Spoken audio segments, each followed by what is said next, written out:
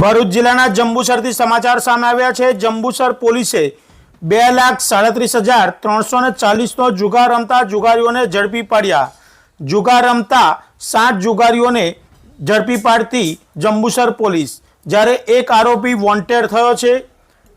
Gujarat housing સોસાયટીની પાછળના ભાગે આવેલા મેદાનમાં જુગાર રમતા હતા।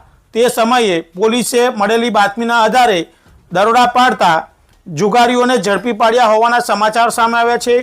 कुल 7 जुगारीओने झड़पी पाड्या छे। 6 मोबाइल 4 मोटरसाइकल कब्जे लीधेल छे। कुल मळीने 2,37,340नो मुद्दामाल जप्त करी पोलीसे कायदेसरनी कार्यवाही हाथ धरी छे।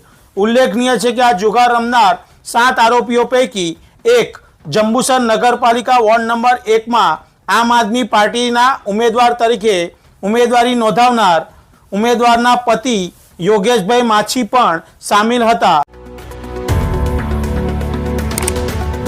Subscribe now and press the bell icon.